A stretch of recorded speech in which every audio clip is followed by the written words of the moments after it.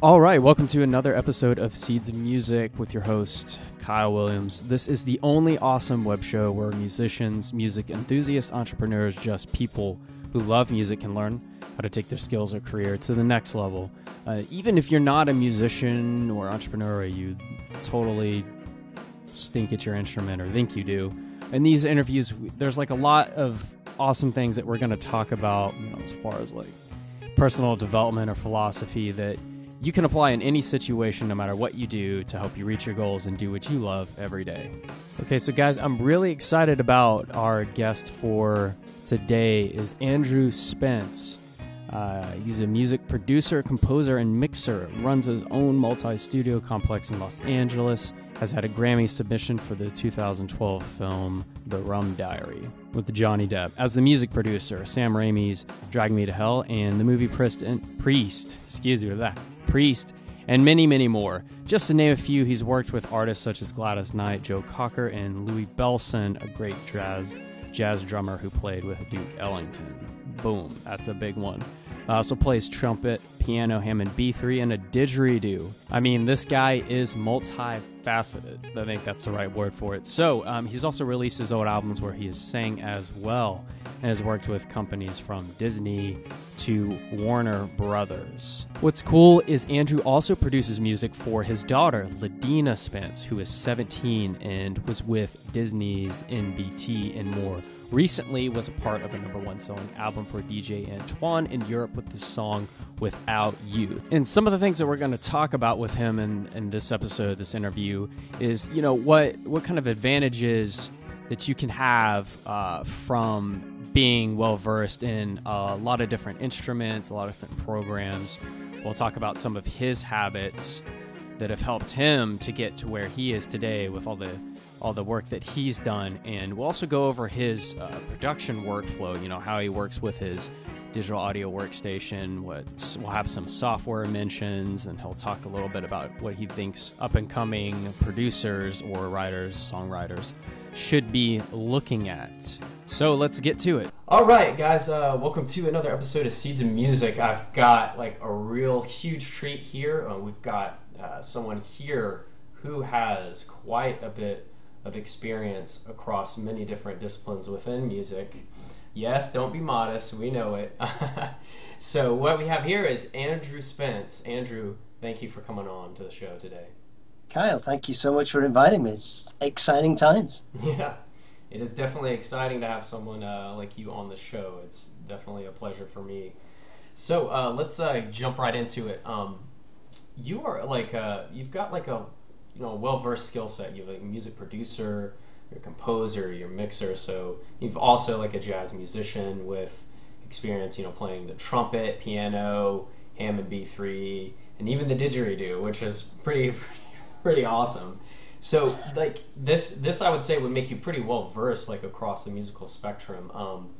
What kind of like advantages has this given you as far as your music career, and have there been any disadvantages to that?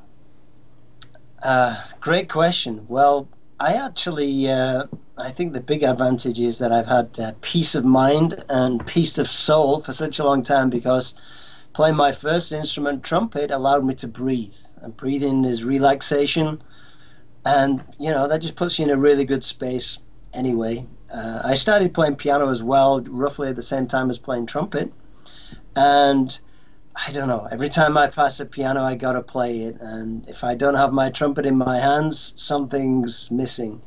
Playing all these different instruments has been a great thing. It's allowed me to play with many different bands, many different venues, as a solo artist, using it as well on my own solo album and many albums that I've produced. I've maybe been playing jazz piano or jazz trumpet or even classical trumpet, didgeridoo, Hammond B3, and of course I do a lot of vocal work. So I guess that skill set has really helped me quite a bit. Some people might say, oh, yeah, maybe you play too many instruments or whatever, but you know what? If you can play them well, and if you woodshed and do a lot of practice, like I did, and I still do, it's like, well, that's a good thing to have. Oh, awesome. So you say overall, like it's really been mostly advantages and no disadvantage to that. I would say so. I would say so. I mean, when somebody comes up and asks me to produce some music, I can play in on the keyboard, as you do nowadays, maybe MIDI strings, MIDI piano, or MIDI instruments, or synthesizers, and then he says, "Hey, I need a didgeridoo." I said, "Well, it's funny. I play a didgeridoo." And, yeah, I love brass sections. And, well, we can try this out. And before you know it, it's like, whoa, like that. Man, well, so what would advice would you give to someone who's like they maybe can just play guitar and are trying to sing, or maybe they play only one instrument, or maybe they just know a certain type of recording software? Like, what would be your advice to them to start gaining those extra skills? Like, what's the best way to go about it? Like, going to college for it, or going to jams, like doing it yourself, like through the internet? What do you think? Well, first off, you've got to enjoy it, and you've got to be passionate about it, and you've got to love it. I guess if I look at all my instruments, the trumpet is the one that I say is my instrument. Just woodshed and really, really, really put your heart and your passion into the one instrument. Get really good on that one instrument. You don't have to be a multi-instrumentalist. Be a multi-instrumentalist if you feel your heart and your passion is taking you that way. Yeah. But really woodshed and get really good on one instrument. As regards going to a college or university, well, that can't hurt.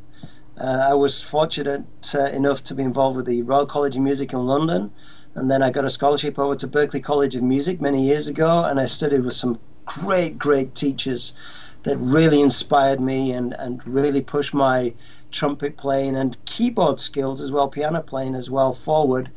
And I enjoyed it. It was passionate, and I was practicing like 12 hours a day, like the night, stuff like that.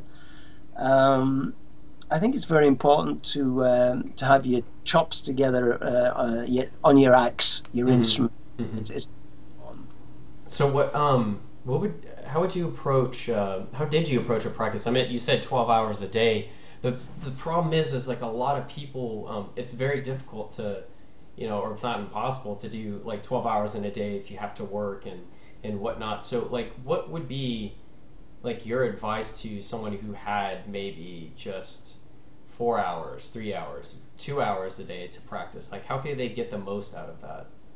Okay, well, it's not about how many hours ultimately that you put into it. It's what kind of quality hours you put into it. For example, on trumpet, I've got some exercises that are from some very famous teachers that kind of train you to work for even just 10 minutes to keep your embouchure in. So 10 minutes quality practice for a trumpet player in that respect is great, better than probably even 12 hours because you'd be too tired after that. Yeah.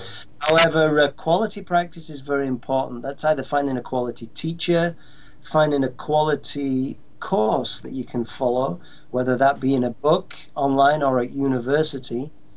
I think that's very important for you to do, and get a lot of experience by playing with different jamming, going out and playing with different people, different bands, different experiences of maybe different types of music. You never know. You might get into a type of music that you thought, well, probably I can't play that. All of a sudden, it's very exciting to play. Hey, I enjoy this. This is great. Right? That's very important, I think. So, how would someone go about like finding like a great teacher? Do you have to find those through extended networks, like you're getting out and meeting people and you hear about the teacher, or are there really great teachers available on some kind of like classified ad somewhere or on the internet directory? Do you know what? They say that the teacher will be shown. That's an old adage and an old spiritual, I think, adage that I think is very true. So I walked into Dickie Horton's office, who was the head of the Leeds College of Music, and he said, "No, I don't give lessons, but come back and another day or whatever." So I walked out, and as I was walking out, the guy says to me, "Just a minute, I've not heard you play yet." I said, "Okay," got my horn out, started to play for him. He looked at me and he said, "For you, my son, every Tuesday I'll give you free lessons." Wow. So it was like you were already working so hard at it that when the time came, the master appeared and he was ready to take It you was on as his amazing. apprentice. That's awesome. So it's kind And of I'm like, so thankful for that, and I hope everybody else gets that kind of opportunity that I had. so you think it sounds like it's kind of like this idea where you pursued exactly what your inclinations were, like what your passions were, and the natural course of things tended to just worked in your favor, because you weren't like afraid to start pursuing that. So it just That's funny you say that, because I'm a great believer in that things happen when you're on the kind of following your musical yeah, path, any vocation or any, as you might say, dharma, which is your career path that you've yeah. chosen in life. If you're on the right path, things tend to open up very, very simply and effortlessly. Yeah, I like that. Effortlessly. It's if you're doing. I mean, you'll always have to overcome challenges, but like the big things will always just come effortlessly if you're open to it. That is Yes. some. Get me wrong. Don't get me wrong. Music business is not an effortless vocation. Yeah, yeah, but yeah, but just in the sense, I guess effortless in the sense of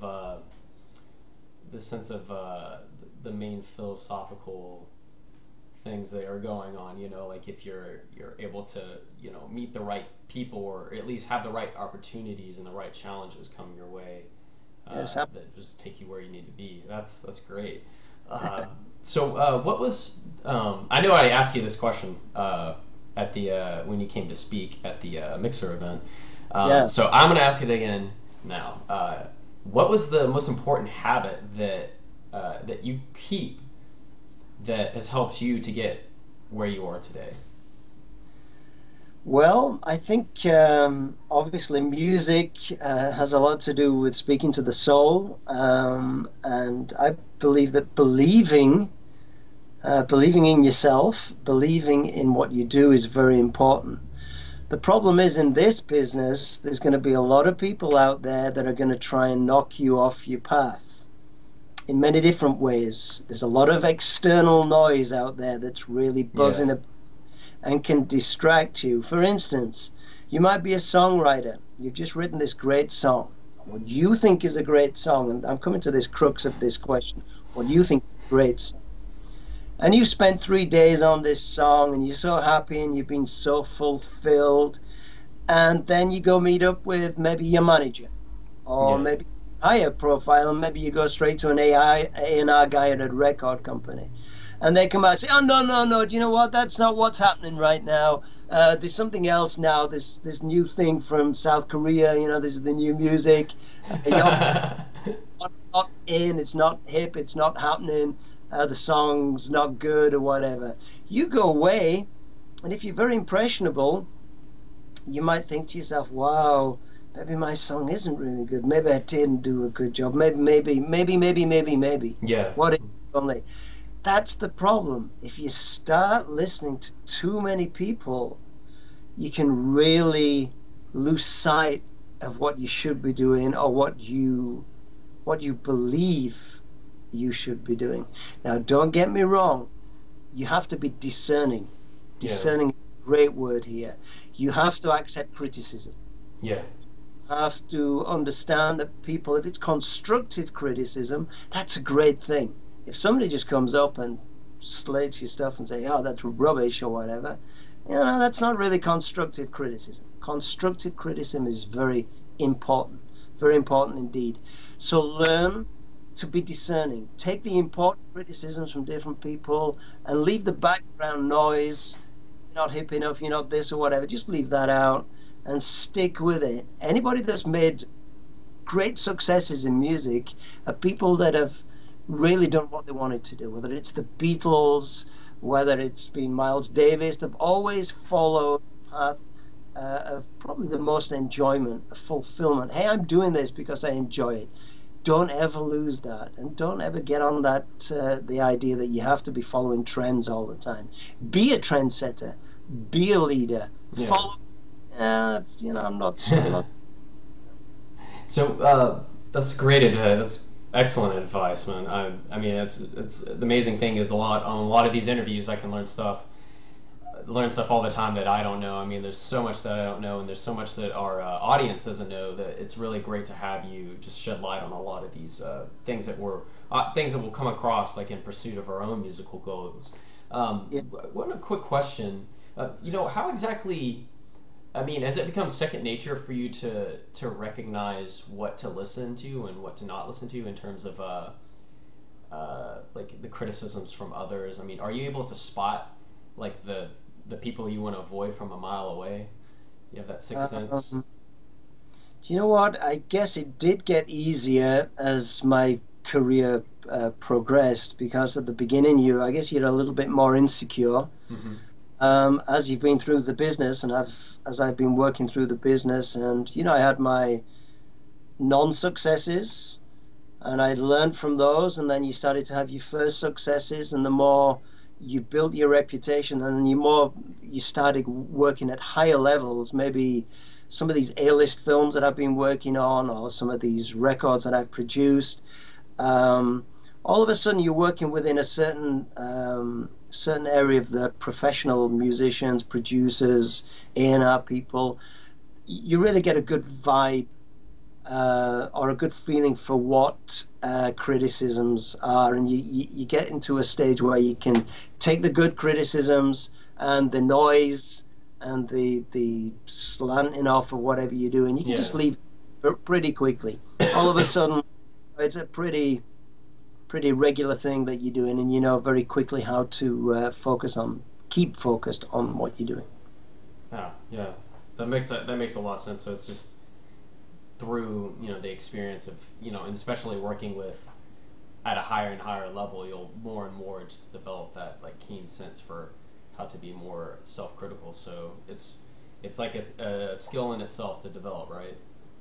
Yeah, being self-critical, that's another area. Self-critical is very important. Being over self-critical, well, that can be a detriment. You have to be really careful on that one. Being super professional, critical about your own work is very important. Who is it important to you? Yeah. It's probably important to nobody else, but it's really important to you. I always measure my productions and how I'm doing in something, no matter what I'm doing, in percentages.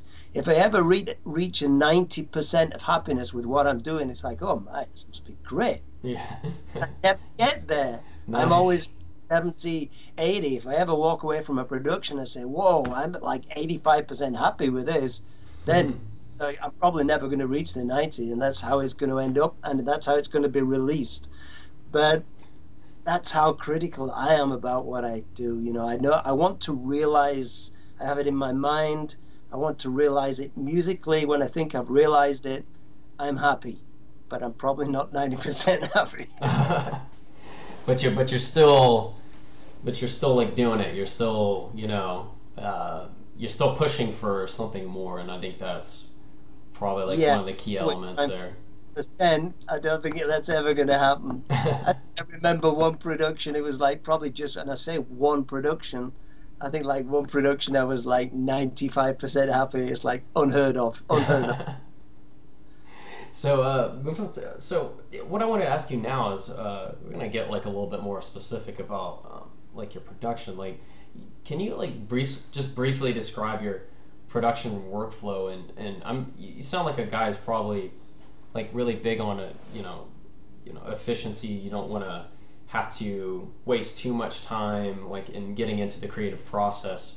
So just describe briefly your production workflow and what makes for an efficient workflow.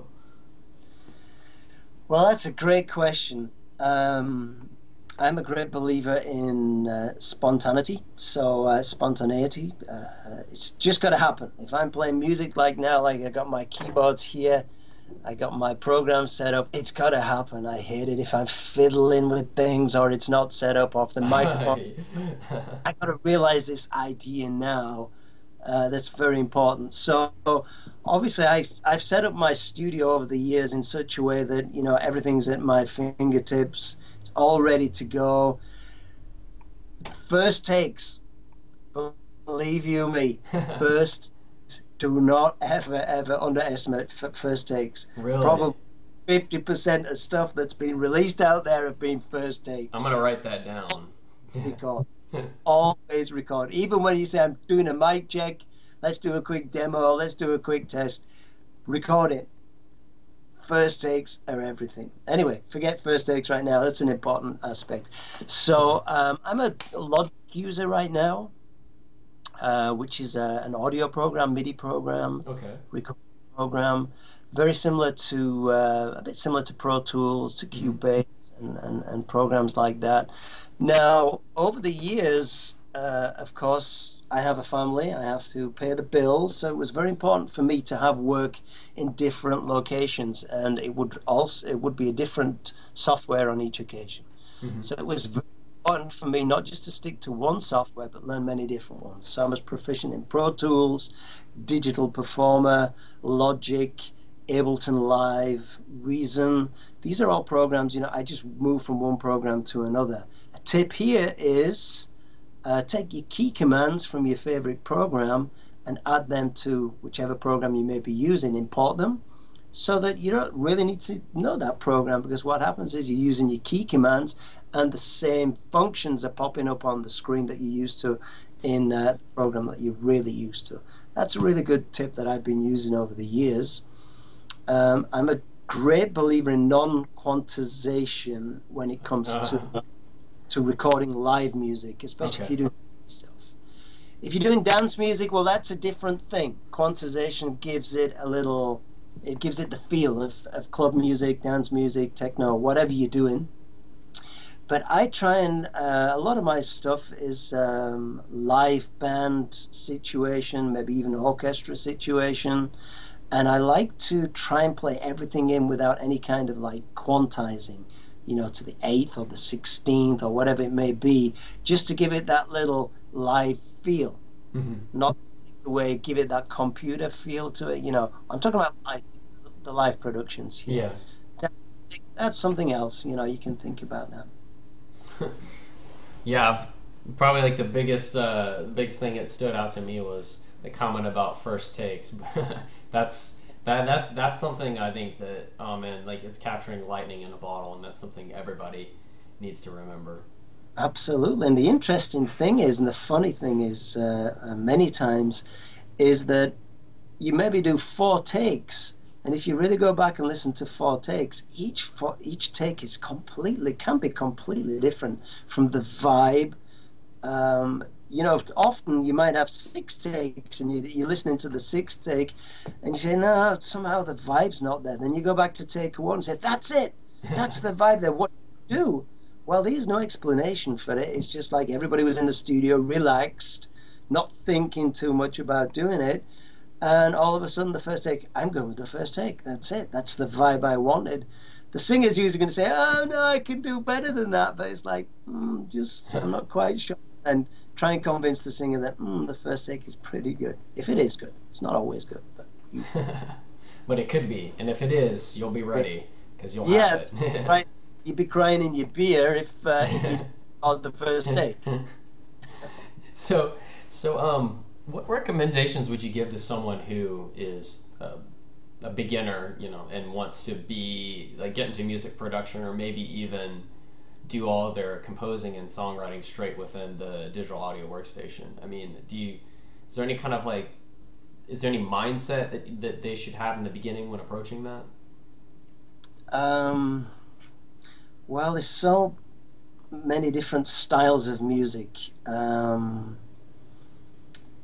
I guess I've been very lucky over the years that I've had experience in producing so many different styles of music, from rock through to country, hip-hop, jazz, dance, club, techno, and I'm not just saying producing. I've had success with nearly all of these styles in one shape or another. So I guess that kind of qualifies me to say that whatever style of music you're doing, you've got to try and find a program that accommodates that for you. For example, in Logic, there's a mass of great plugins, synthesizer plugins, software plugins that allows a songwriter and producer to be very creative. Pro Tools has that too, but it's somehow, I don't know why, it's kind of based a little bit more to the audio side. not I've heard this. on the software side. I know I'm going to get loads of hate mail for this, but I love Pro Tools for the stuff that it does too, and I love Digital Performer for the stuff that it does too. Yeah. Find your favorite program that really works for you. If you're a live musician playing in a lot of your own multi-instrumentalists, then find a program that's going to work for you in that respect. Maybe that's got some great plugins, for example. Isn't Logic in isn't that Logic Mac only? Do you have like any? Moment is it is well at the moment it is only Mac, unfortunately. It used to be PC and Mac, but it's definitely a Mac-based software now. Do you have any? Do you know of any PC equivalent platforms? Like maybe Base. which one? Cubase. Oh, Cubase. Okay. This is still for PC, yeah. Yeah, actually, I have Cubase. I have like a light version of it though. Yeah. What about? Yeah, I've heard Reason is Reason. is Yeah. decent for compose, like if you wanted to write and compose within, like as a piano roll kind of type of setup, and makes it Yeah. easier for writing. Reason is a great program. It's got a lot of exciting software instrument sounds in there. Very, very creative program. As is Ableton. Ableton I use more for DJ sets. When I'm working with DJs Okay. and chop loops, it's really good in Ableton. It's a different approach to working in Logic. And because it's a different approach, it pushes you in a different direction, and all of a sudden your creative slant changes, and all you're doing different things all of a sudden. It gets really creative. So I think if anything, my advice is, and I think I've said this as well to quite a few students over the years, don't just stick to one program. Learn many programs, because each program pushes you in a different creative direction, and if you can utilize all of that, better for you. There you go. There you go. And and remember, copy your keyboard shortcuts over to the next one. Yeah, Right. yeah. Absolutely, yeah. And that makes your workflow a lot easier when you're working in a different studio. Yeah. So, if you, I'm gonna switch to switch gears with this question. This is kind of like a themed question across the interviews, Yeah. sort of. But if you could go back, travel back Marty McFly style into the past and do one thing differently, what would that be? One thing differently.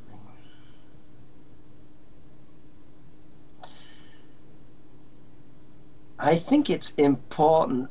Okay, for me personally, I think I could have concentrated more on one particular area rather than maybe doing different areas.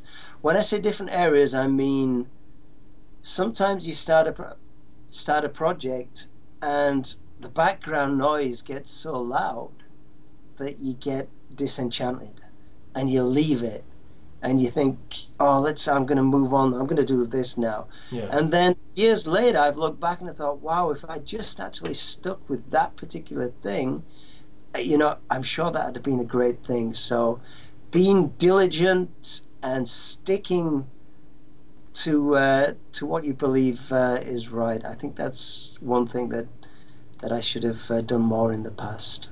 It's a very difficult question. I'm sure there's the things that would spring to mind.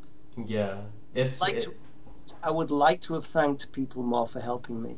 I've been so blessed, and so many people have helped me over the years. And sometimes, years go by, and usually they've been mentors, so they've been older than me, maybe they've passed on, or maybe you don't see them much anymore. I think it's always important to thank them at that time and say, hey, do you know what? I really appreciate you helping me at this time. I think that's something I'd like to have done more. Yeah, that makes sense. That definitely makes sense. You have. I mean, no one ever truly does anything completely 100% on their own. Like even like great musicians or producers that we hold up as being, godlike in their abilities. There's still like people behind them, either supporting them or pushing them or consoling them whenever they feel, like you said, disenchanted. And helping them stay on focus, because hey, we're human beings, we're social creatures, we do need each other to survive, and I think music is probably central to that idea of like the human global mind, exchanging ideas and whatnot. That's wonderful. The way you it is exactly true, and there's so many moving parts behind the producer, behind the musician, that are making everything happen. So, when you first moved out to, I remember you saying the mixer, when the first time you moved out to Los Angeles, you got here and it was just kind of like, was it an experience like you moved to a big new city, you had it in mind that you wanted to pursue music like in your own form and way and develop there. So you moved to Los Angeles. What advice would you have to someone who kind of does a similar thing? They just like move to a city and they're just plop, they're there. It's time to get things done. Like what would be some advice you'd have for them as soon as they step off that airplane? Boy, well, in my case, I mean, it was pretty much that was the case. I mean, I'd been professionally involved in music for probably 20 years before I decided to move to Los Angeles. I had studios in Europe, and then I kind of decided one day with my wife and my 3 small children to move to Los Angeles and to make my name over here, so to speak. Yeah. I think the 2 things that got us through when we got off the aeroplane were, one, belief in self, belief in your talent, which translates into work. It really does. You get off the plane, you get yourself set up, and then you're out there on the beating the path, knocking on doors, hustling. Hey, my name's Andrew Spence. I play this instrument, I do this, I do that. You get your chance, you play, they say, well, this cat's not too bad. You get another gig. You program some work. The talent alone is going to get you through. So you're as good as your last gig. Don't forget that. So if you're doing quality work, people are going to hear it. They're going to come back and say, hey, you did that. That's amazing. I'd like you to do this. Yeah. So believe in yourself, very, very important. And woodshed, you got to be good at what you do. The competition here in LA is stiff. There's a lot of great cats in every aspect, from producers through to musicians to lyricists. It's just incredible. So you got to be good at what you do. So practice makes perfect, and believe in yourself. And believe love it. And love it. Because you won't get good unless you love it. It's true. Yeah. It's true. Excellent. Yeah, that's all. That question was almost a little bit for myself too. That's true.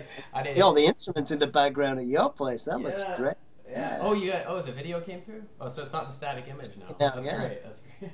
Yeah. It's just the Stratocaster sitting in the back, but yeah, it's that question was kind of phrased because I know there's a lot of people. I speak for I'm trying to cover the gamut of like people who would have a lot of be in different situations than me, but I feel like a kinship to a lot of other musicians who are in similar situations, and they're a lot of them are still building your abilities is like a lifelong process, I believe. So it's really good to hear that advice from you. So this last question, we're going to finish up with something a little bit more fun. What was your what was your favorite record, and how different would your life be if it never existed? Okay, my favorite record. Well, I guess my favorite record of all time is something that really opened up that certain part of my heart and threw me into music when I was about 8 years of age. And it's actually a toss-up. I have to say, I'll choose the one, and that was Ray Charles. Ray Charles was the guy that really opened up my eyes. And the album, I even forget the first album. It's the major release way back then in the 60s with Georgia on My Mind and all his classics. Without that record, I wouldn't be here. Every time I hear Ray Charles today, it's still the same feeling. It's like something's happening in there that just resonates with me. So definitely Ray Charles.